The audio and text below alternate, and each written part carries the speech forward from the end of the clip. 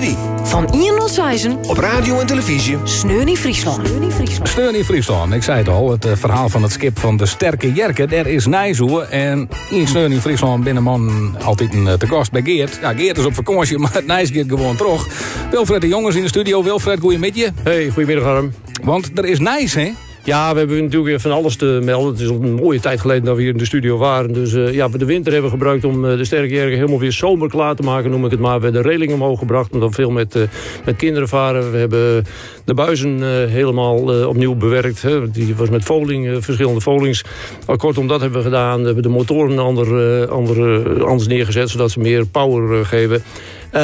Alle veiligheid aan boord hebben we nog een keer nagekeken. Maar het meest belangrijke nieuws, denk ik, en dat is waarschijnlijk de reden dat ik hier sta, is dat wij deze week partner zijn geworden van UNESCO Werelderfgoed Waddenzee. En daar zijn we natuurlijk ongelooflijk trots op. En daar ga je hem wel werk van hoorn, denk ik, om dat te worden.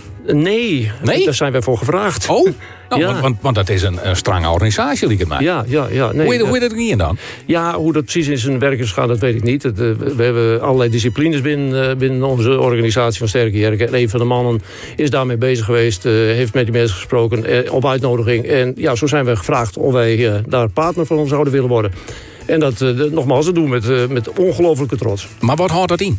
Ja, wat houdt het in? Dat we de Waddenzee promoten. Ik denk dat dat de meest belangrijke de conclusie is die je kan trekken. Dat we duidelijk maken hoe belangrijk de Waddenzee is. Wij varen dus veel met kinderen op dit moment. En ook andere mensen uiteraard. En dat we daarbij promotie maken voor dat prachtige natuurgebied van de Waddenzee. Het grootste getijdensysteem ter wereld. Dat doen we met veel plezier. Ja, dat is echt een beetje een mooi stempel wat je hem krijgt dus. Absoluut. We hadden al een contract met de Waddenvereniging. En dus nou met UNESCO. Ja, dat zijn toch enorme opstekers voor Sterke Jerke. Ja, door neemst in die introductie al hier al werk wat je hem die in hebt. Maar hoeveel mensen door je hem dat? Nou, we zijn in totaal denk ik met een man of 50. Grofweg, hè. Dat hebben we het over een 25 skippers. Of bemanningsleden. En ja, een hele organisatie eromheen. We hebben natuurlijk nogmaals verschillende disciplines. Dat gaat van promotie tot boekhouding tot vul maar in. Dus ik denk dat we een man en vrouw natuurlijk, 50 in totaal wel terechtkomen op dit moment. En al je met dezelfde passie? Allemaal met passie en allemaal vrijwillig. Wat zit er verder nog te gebeuren? Want er gaat meer Nijs, juist. Ja, we zijn dus nu weer bezig. We hebben een prachtige donatie gekregen van het Burgerweeshuis hier in Leeuwarden. Daarmee kunnen we scholen uitnodigen. We hebben er al in 20 vaarten op papier staan voor het komende seizoen op de Waddenzee. Waarbij we dus met kinderen van de basisscholen, groep 7 en 8... kunnen gaan varen om hun enthousiast te maken voor het milieu. En dan met name de Waddenzee, waar we ze meenemen aan boord van de Sterke Jerke. We varen de Waddenzee op, gooien die op een zandbank. Laten de kinderen van boord gaan als ze dat willen. Op die zandbank allerlei dingetjes opzoeken die ze interessant vinden. Dat kunnen beestjes zijn.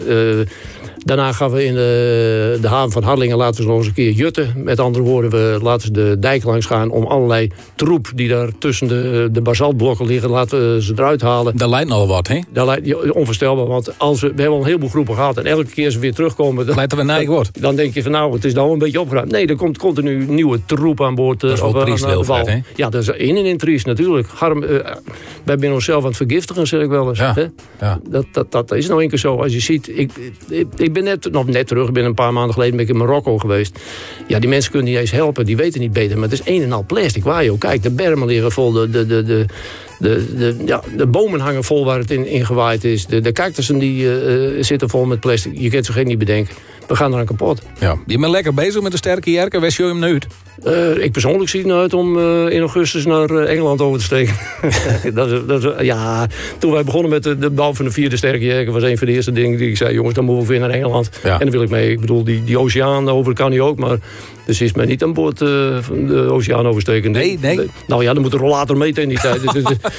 Dus dat wordt het niet. Maar in augustus naar Engeland oversteken met de oude hap en wat nieuwe mensen, ja, dat zie ik helemaal zitten. Dus dat is mijn hoogtepuntje, denk ik, dit jaar. Ja. En hoe werken ze daarheen, hè? Wat zei je, sorry? Hoe werken ze daarheen, hè? Silent. Ja, maar heet er een planning? Ja, nou, we houden de hele maand augustus houden we daarvoor vrij. Want wij zijn natuurlijk sterk afhankelijk van de wind.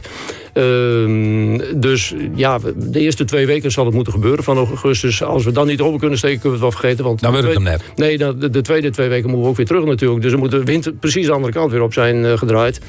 Dus daar zijn we wel sterk van afhankelijk. Ja, we gaan niet motorisch die kant op natuurlijk. Hè. We gaan zeilend. Nee, dat maakt net op een motor. Nee. los van de benzineprijzen tegenwoordig. Nee. Die motoren hebben we puur nodig om de havens in en uit te komen. En voor de rest zullen we toch echt zeilen moeten doen, dit werk. Ja.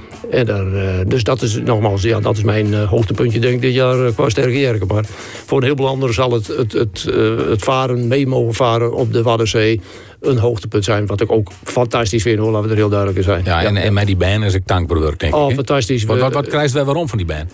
Nou, punt 1, als ze aan boord komen, krijgen ze ons al een logboekje, zodat ze bij kunnen houden wat er allemaal gebeurt onderweg. Wat voor dieren zien we, wat voor vogels, wat voor vissen zwemmen hier, wat voor, nou, vul maar in. Daarnaast, nogmaals, laten we ze op een zandplaat, laten we ze lekker een beetje rond te dollen om te kijken wat ze daar allemaal vinden. Daarna dus dat jutten. Wij krijgen reacties van scholen dat ze het leuker vonden dan de schoolreisjes die ze normaal gesproken hebben. Dus ja, dat vinden wij natuurlijk fantastisch. Dat is een prachtig compliment. Ja, dat is een geweldig compliment. Dus ja. En over scholen gesproken, misschien kan ik nog even zeggen dat 16 juni dan is er op de Spokenplas, nou, ik zou bijna zeggen jaarlijkse vlotjesrace. Jaarlijks is wat overdreven, want vorig jaar was het voor het eerst, maar het was een dermate groot succes dat het dit jaar wordt herhaald en nu nog. Het mag een traditie worden, ja, dat wordt al traditie. Vorig jaar waren er een kleine 500 deelnemers en dit jaar is de aanvraag daarvoor al vele malen hoger. Dus dat belooft ook weer een prachtig spektakel te worden daar die 16 juni op de Spokenplas. En partner van de UNESCO, het ken het op. Nee, nou ja, en bij jou in de studio. Jongen, het is één groot feest. Wat een feest. Wilfred de Jong, dankjewel voor die komst hier naar Sneuren in Friesland. En een soort succes met je sterke jerken, hè? The Doors know in Sneuren in Friesland. Dit is Love Her Medley.